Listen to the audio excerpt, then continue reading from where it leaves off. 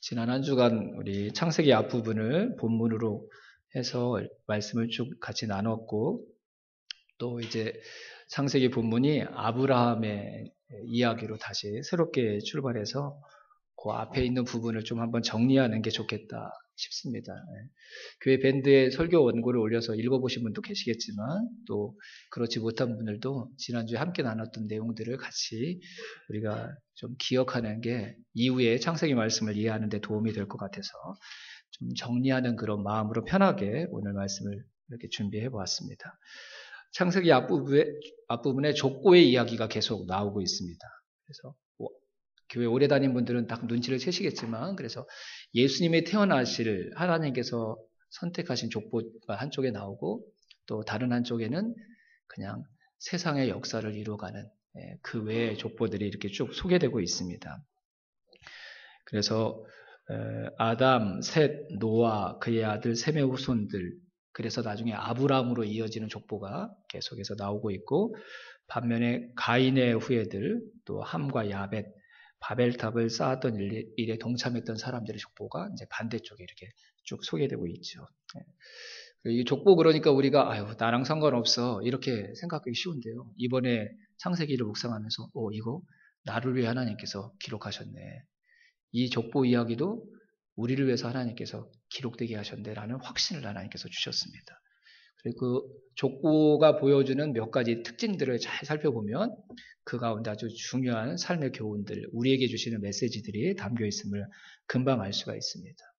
첫 번째, 이 두 종류의 족보의 차이는 하나님의 선택하신 이 족보에는 그 사람들이 살아갔던 인생의 연수가 숫자로 기록되어져 있습니다. 몇 살에 아들을 낳았고, 그 뒤로 몇백 년을 더 살고 몇 살에 죽었다.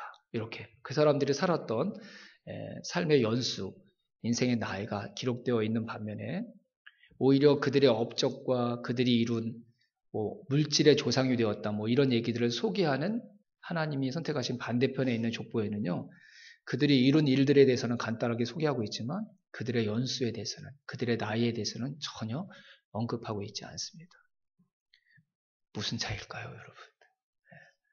오히려 하나님이 선택하신 족보에 보면 그냥 누가 누구를 낳고 몇 살에 낳고 몇 년을 더 살다가 몇 살에 죽었다. 이렇게 사람만 소개하는 단순한 족보처럼 보이는데, 그럼에도 불구하고 그곳에는 나이가 기록되어져 있고, 반대편에 있는 족보에는 인간적으로 더 매력을 끌 만한 내용들이 들어있음에도 불구하고 그들에게는 전혀 인생의 연수가 기록되어져 있지 않습니다.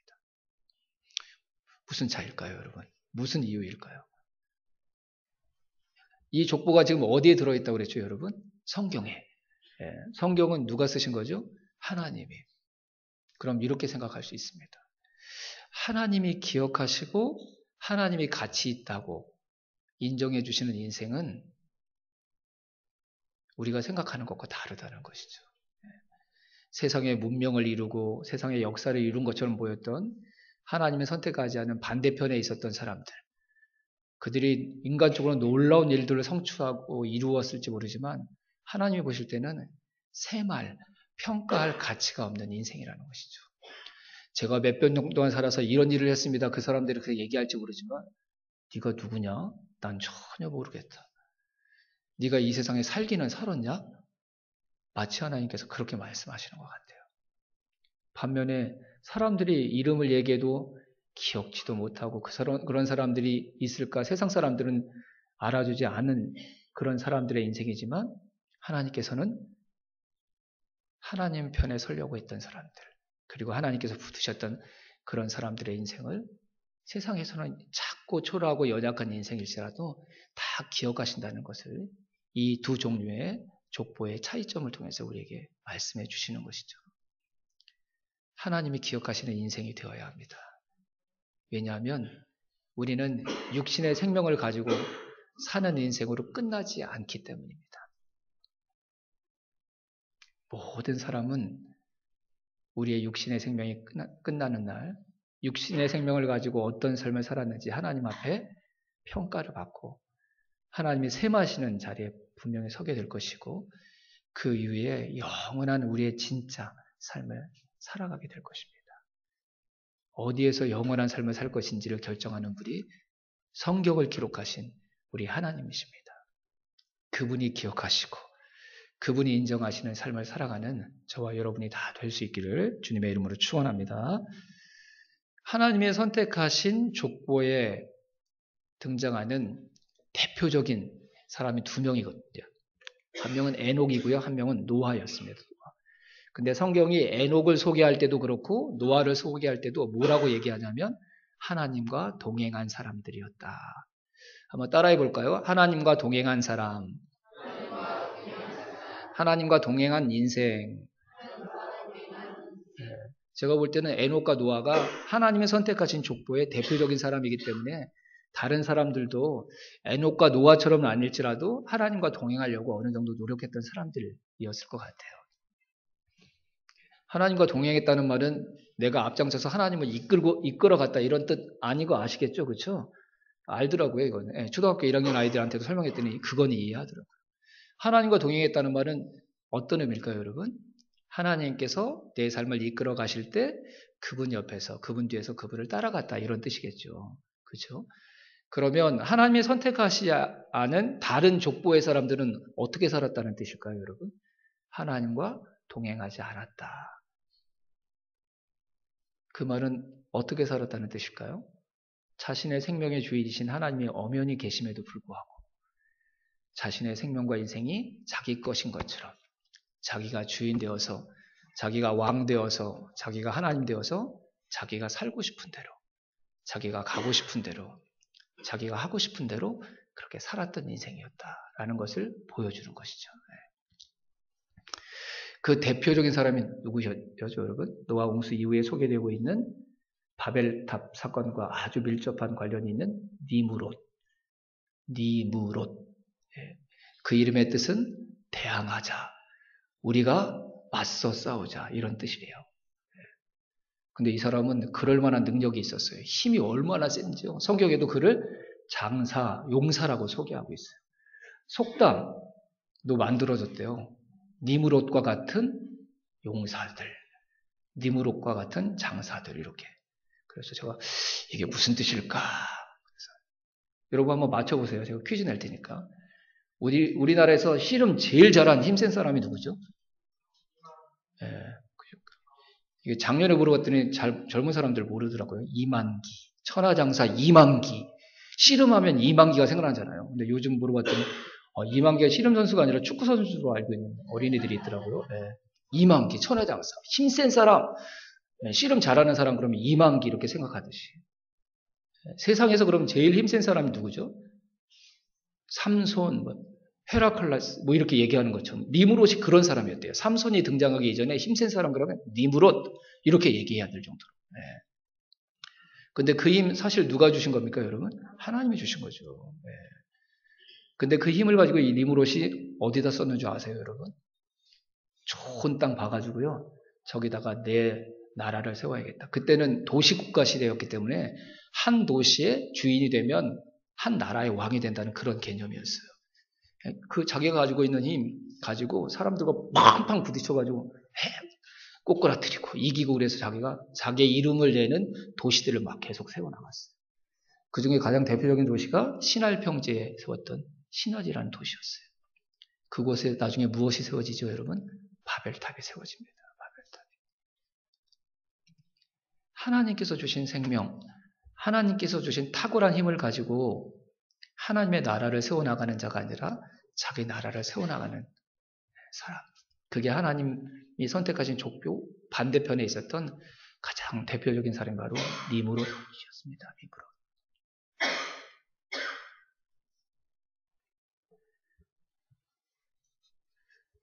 근데 그의 힘의 최고의 절정이 바벨탑이었거든요. 시날이라는 도시 평지에 세워놨다. 근데 그 탁월한 힘을 가졌던 니무롯의 인생의 결국이 어떻게 되죠, 여러분? 흩어지고 무너지고 하나님께서 부서뜨려야 되는 인생이고 말았습니다. 하나님의 은혜로 얻은 생명이고 하나님께서 은혜로 주신 힘인데 그걸 가지고 하나님을 위해 사용하지 않고 자기 이름을 내고 자기 나라를 세우려고 하자 사람들이 대단하다고 인정해주는 하늘 끝에 닿을 것 같았던 바벨탑을 쌓았지만 결국은 흩어지는 인생, 무너지는 인생, 아무것도 남지 않는 허무한 인생으로 끝나고 말았습니다.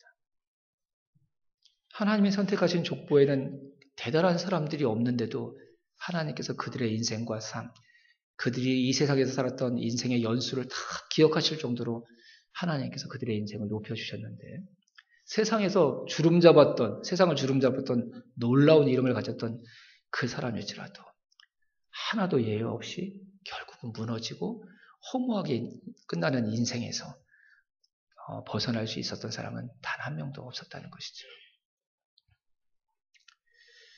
제가 이번에 다시 이 족보를 자세히 보면서요, 딱 느꼈던 게 있어요. 한 사람의 인생을 딱 보면서 그 사람의 인생을 보고, 야, 이 사람의 인생을 보니까 이 사람의 아들, 딸들이 그 다음 세대에 이 세상 가운데 태어나도 되겠다. 그렇게 받아들이고 인정해 줄 수 있는 사람이 한 명도 없더라고요. 심지어 노아까지도. 그래서 성경이 에녹과 노아를 의인이라고 얘기했는데 이 의인이라는 말이 죄가 없다는 뜻이 아니라 연약함이 없다는 뜻이 아니라 하나님께 특별한 은혜를 더 받았다는 그런 의미인 것 같아요. 한 사람 한 사람의 인생을 보면 하나님이 야, 내가 얘 같으면 얘네들 아들, 딸들 많이 이 세상에 태어나야겠다. 이렇게 생각할 수 있는 사람이 한 명도 없는 거예요. 그런데 놀랍게도 족보가 계속 이어지는 거예요. 그런 사람들의 연속인데 사람들이 괜찮게 살아서 그들이 다른 사람보다 선한 삶을 살아서 하나님의 마음에 쏙 들어서 그 다음 세대가 또 이어지고 그 다음 세대가 이어지는 게 아니라 하나님의 은혜 외에는 하나님의 큰 자비와 긍휼 외에는 이 족보가 이어지고 있다는 이 사실을 설명할 다를 길이 없다는 것을 이번에 확실히 알게 되었어요. 저도 늘 제가 걱정하는 건데 내가 이렇게 부족한데 아휴, 나 때문에 우리 자녀들이 어떻게 하나님께 복 받을 수 있을까? 전 늘 그런 걱정 가운데 살아가거든요. 근데 걱정하실 필요가 없습니다.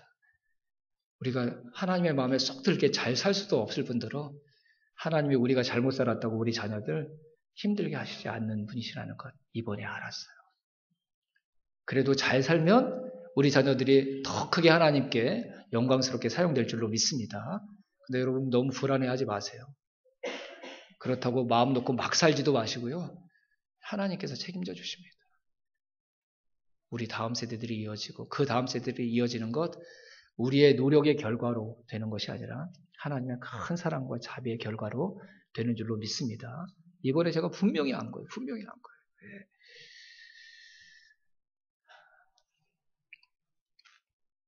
모두가 리무롯이 되려고 하고 모두가 바벨탑을 쌓으려고 하는 이 세상. 근데 하나님이 저와 여러분 사랑하셔서 그 생각과 그 가치관으로 살아가는 사람들로 가득 찬 이 세상을 그냥 내버려 두신 게 아니라 이 세상을 위해 하나님께서 가장 선한 일을 하시기로 결심하셨습니다. 그게 뭐냐면 다른 나라를 그 세상 가운데 다시 만드시는 것입니다. 자기가 인생의 주인이라고 고집하고 자기의 이름을 내려는 이 세상 나라가 아니라 하나님의 나라를 그 세상 나라 가운데 다시 세우시고 회복하시려고 하나님께서 일하고 계신다는 사실이 창세기 말씀 가운데 기록되어져 있는 것입니다. 그 본격적인 하나님 나라의 이야기가 시작되는 게 세상 가운데 하나님께서 세우시는 하나님의 나라가 시작된 그 일이 바로 아브라함을 통해서 이루어지는 것이죠. 우리가 아브라함 이야기를 잘 그런 관점으로 볼 수 있었으면 좋겠습니다. 여러분에게 한 가지 묻겠습니다. 너무 쉬운 건데 대답해 보시면 좋겠습니다. 쉬워서 대답을 못 하시더라고요. 하나님의 나라는 어떤 나라죠, 여러분?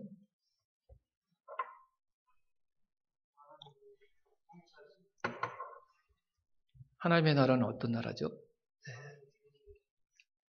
네. 다 비슷한 답인데 제가 원하는 답이 아니어서 맞췄으면 제가 귤 한 상자 드리려고 했는데 정답은 하나님이 왕이신 나라입니다. 네. 여기 원고에 그대로 써 있습니다. 제가 거짓말하는 거 아니라 네. 하나님의 나라는 하나님이 왕이신 나라인 줄로 믿습니다. 하나님이 왕 되신 나라가 하나님의 나라입니다.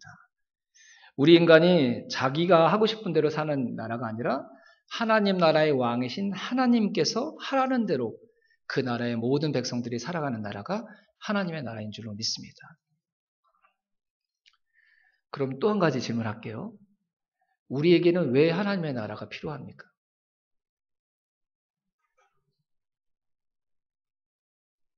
왜 이 세상에는 이 세상과 다른 하나님의 나라가 필요할까요, 여러분? 왜 그렇죠? 하나님의 나라가 아닌 이 세상에 지금까지 계속됐던 그 나라. 노아 홍수 이전에도 그렇고 홍수 이후엔 달라질 줄 알았더니 똑같아요. 재생이에요. 재반복이에요. 다 리무롯처럼 살아가려고 하고 자기 나라를 세우려고 하고 자기 이름을 내려고 하고 바벨탑을 쌓으려고 살아갑니다. 그러면 그 결과가 무엇이죠, 여러분? 허물어지고 무너져 내리고 아무것도 남지 않는 허무. 그게 우리의 인생의 결국입니다, 여러분.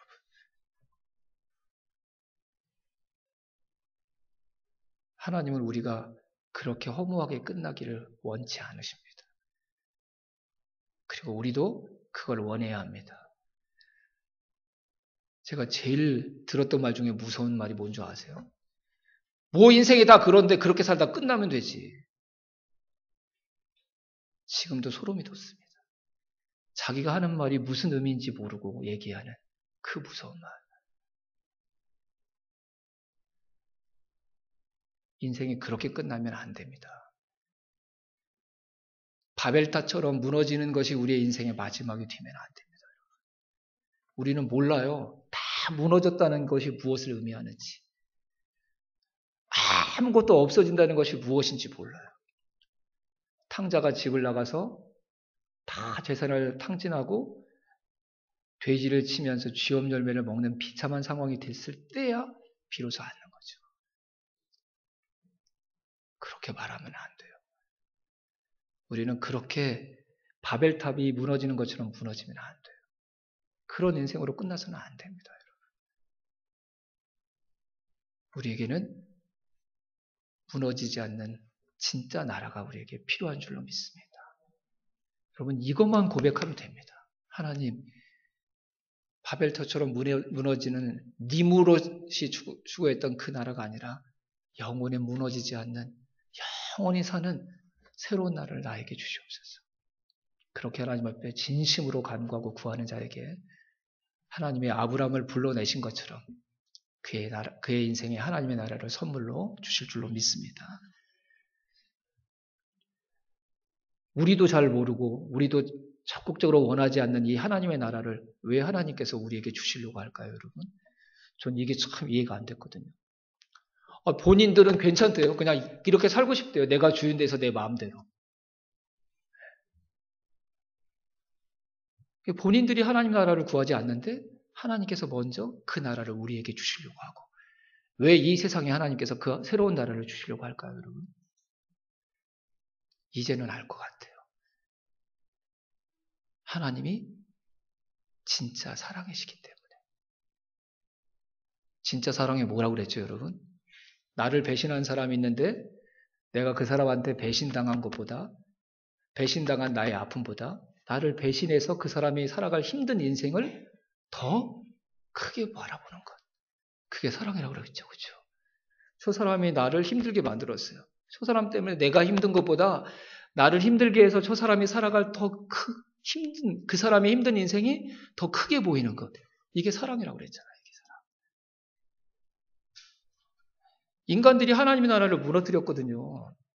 하나님의 나라를 인간에게 선물로 주셨는데 인간들이 그 나라를 등지고 떠나버렸거든요.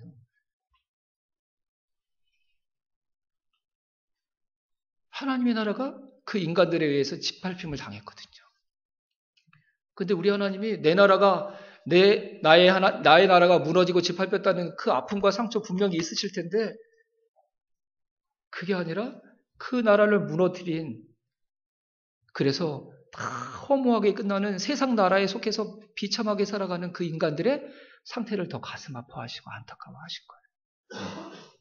그래서 하나님께서 세상 가운데 세상에 없는 하나님의 나라를 다시 회복하시고 다시 세우시려고 하나님께서 계획하시고 하나님께서 일하고 계신 줄로 믿습니다.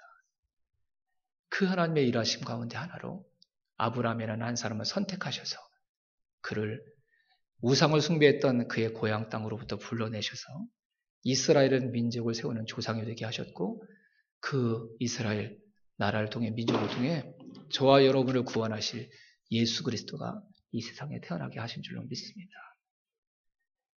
우리의 노력과 우리의 선행 때문이 아닙니다. 그분의 사랑이 진짜 사랑이시기 때문에 그 사랑이 만들어낸 아름다운 열매인 줄로 믿습니다. 자, 하나님 나라를 본격적으로 이 세상 가운데 없던 하나님 나라를 세우시기 위해 아브라함을 불러내셨다고 했는데 그래서 아브라함이 중요하거든요. 아브라함을 그냥 단순한 이스라엘의 조상으로만 생각하시면 안 돼요. 아브라함을 불러내신 하나님이 다 저와 여러분들도 다 생각하시고 그렇게 하신 것이니까. 하나님이 정말 그러신 줄로 믿습니다, 여러분. 그래서 여러분 이게 이스라엘의 역사다 뭐 이런 얘기 하시면 안 돼요. 아, 이게 나를 위해서 하나님이 지금 하고 계시는 거구나. 이렇게 바라볼 수 있어야 되죠. 자, 그래서 아브라함을 불러내신 게 참 선택하시고 불러내신 게 정말 중요한 일인데 그 아브라함을 불러내시면서 하나님께서 하셨던 첫 번째 명령이 뭔지 아세요? 그게 오늘 우리가 읽었던 창세기 12장 말씀 가운데 있습니다. 12장 1절 한번 보겠습니다. 12장 1절.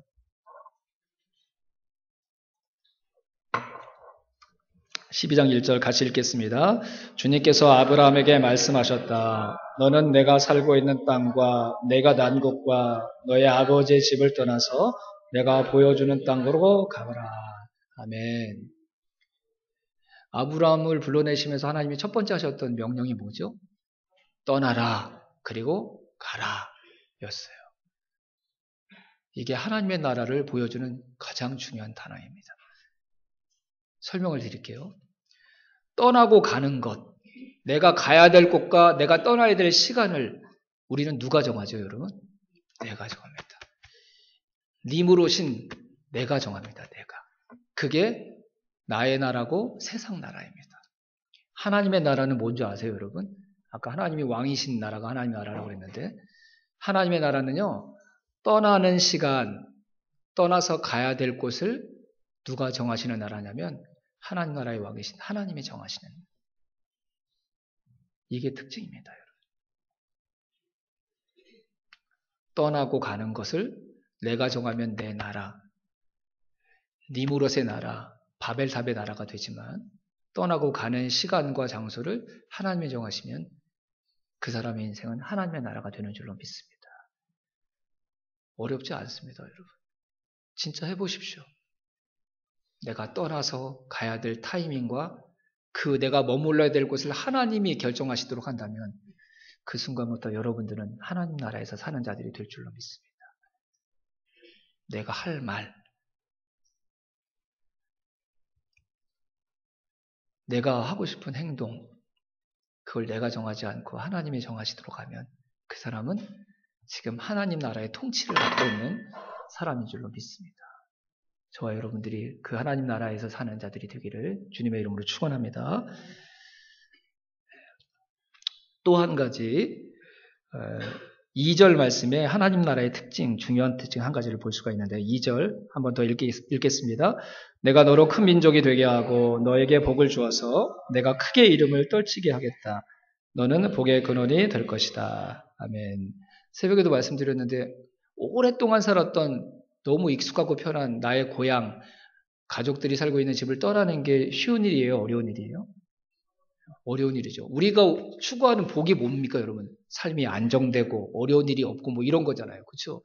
그런 우리의 생각이라는 틀로 본다면 이건 복이 아닌 것처럼 느껴져요. 잘 살고 있는데 왜 거길 떠나라고 얘기하세요? 그걸 어디로 갈지도 모르는데 하나님이 말씀하시는 대로 가라고 자꾸 얘기하시고. 나중에 하나님이 가라고 하셨던 가나안 땅이었는데 거기는 비가 안 오면 진짜 살 수가 없는 기근의 땅이 될 수밖에 없는 그런 땅이기도 했거든요. 근데 여러분, 하나님이 가라고 말씀하신 그곳이 우리에게 가장 복된 땅인 줄로 믿습니다. 그곳에 갈대아 우르에 머물러 있었던 게 아브라함에게 더 좋았다면 하나님께서 머물러 있으라고 얘기했을 거예요. 근데 그것을 떠나는 것이 아브라함에게 더 유익되기 때문에 하나님께 떠나게 하신 것입니다.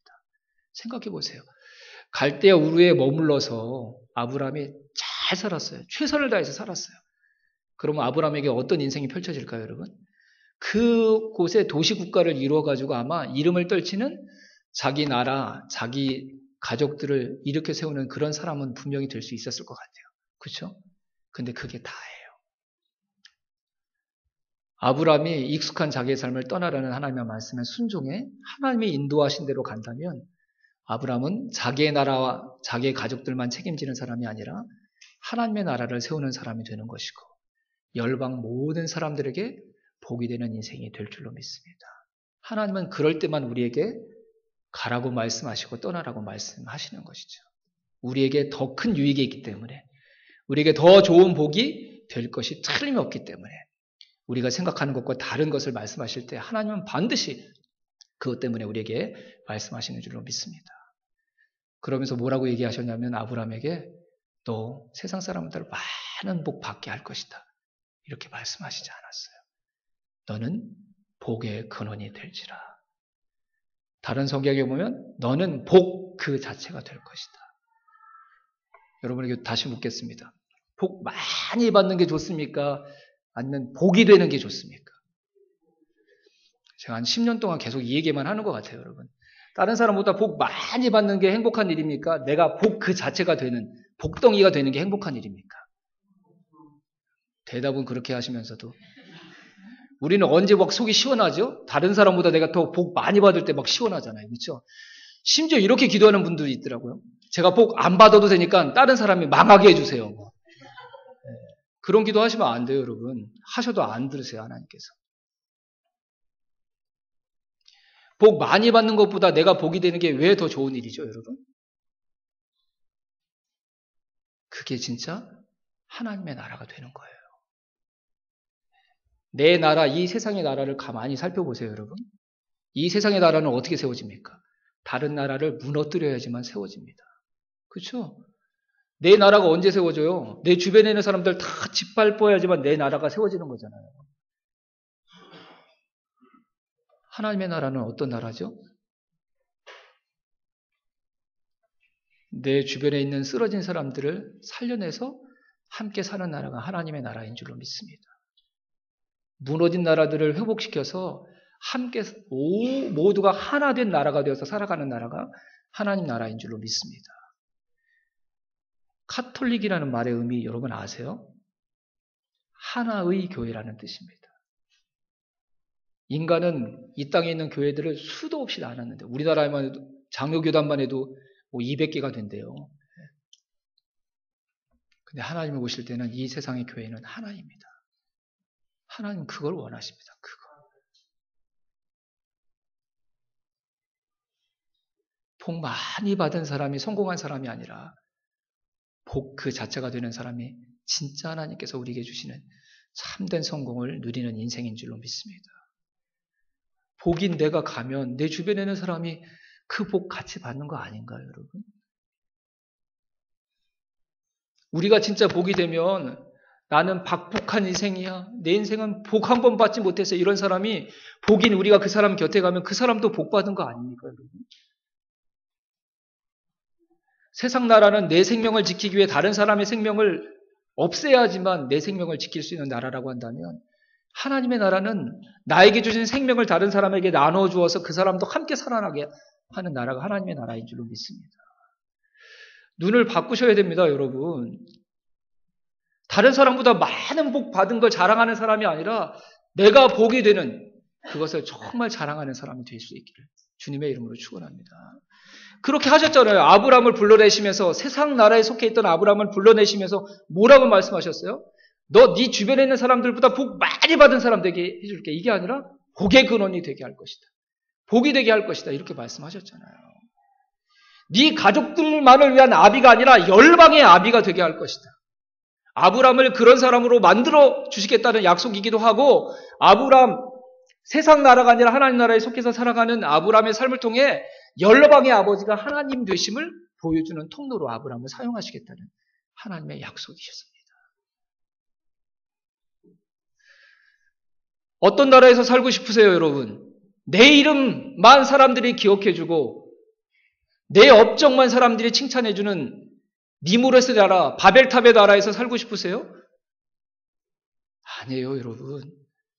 그럴 듯해 보여도 그 나라는 허무하게 사라질 나라입니다. 부디 저와 여러분들이 하나님의 나라를 선택하고 하나님 나라에서 살아가기를 갈망하는 하나님의 사람들이 다 될 수 있기를 주님의 이름으로 축원합니다. 한 가지만 더 말씀드리고 말씀을 마치겠습니다. 하나님의 나라가 시작되었지만 아직 완성되지 않았습니다. 그리고 우리는 아직도 연약합니다.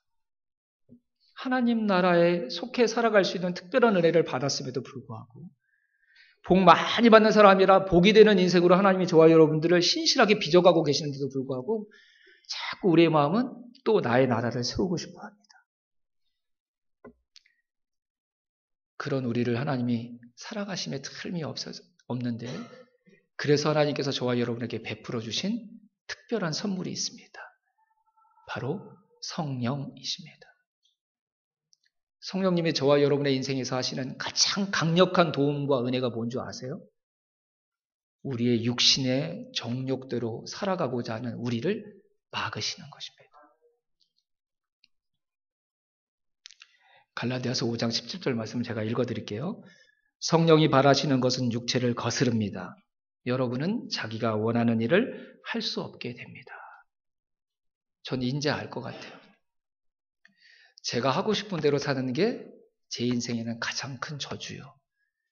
제 인생의 가장 큰 복과 은혜는 제가 하고 싶은 것을 하나님께서 막아주시는 것. 그게 저에게 가장 큰 은혜인 줄로 믿습니다.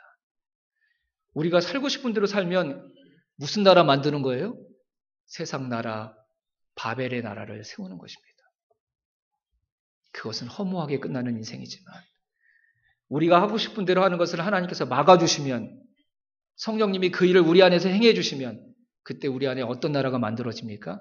하나님의 나라가 만들어질 줄로 믿습니다. 저와 여러분들이 복이 되는 하나님의 역사가 나타나게 될 줄로 믿습니다. 저와 여러분에게 주어주신 그 생명과 능력으로 우리 주변에 있는 죽어있는 사람들이 살아나는 역사가 일어나게 될 줄로 믿습니다. 기도해야 됩니다. 성령님, 저를 방해해 주십시오. 제가 원하는 대로 살지 않도록 저를 막아주십시오. 그것 때문에 저에게 오셨으니까 그 일을 제 안에서 행해 주십시오. 제가 제 정욕대로 살지 아니하고 저를 세상 나라로에서부터 불러주신 하나님께서 부르신 그 목적대로 살아가게 해 주시옵소서. 이것이 저와 여러분의 기도가 되기를.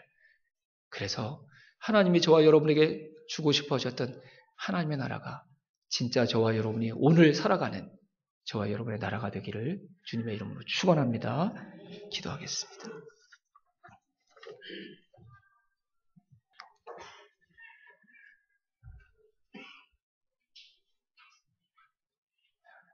하나님 앞에 진실한 마음으로 간절히 기도합시다. 하나님, 무너질 나라를 위해서 살지 않게 도와주시옵소서. 영원한 하나님 나라를 위해서 살게 해 주시옵소서. 내 정욕의 소욕대로, 육체의 소욕대로 살아가지 않고 성령의 소욕을 따라 살아가는 하나님의 사람이 되게 해 주시옵소서. 복 많이 받는 인생이 아니라 복이 되는 하나님 나라, 그 속성과 특징을 가지고 있는 그 인생의 주인공, 하나님 바로 제가 되게 해 주시옵소서. 성령님, 제가 원하는 것을 할 수 없도록 저를 막아 주시옵소서. 우리 그렇게 믿음으로 하나님 앞에 기도했으면 좋겠습니다. 함께 기도하시죠.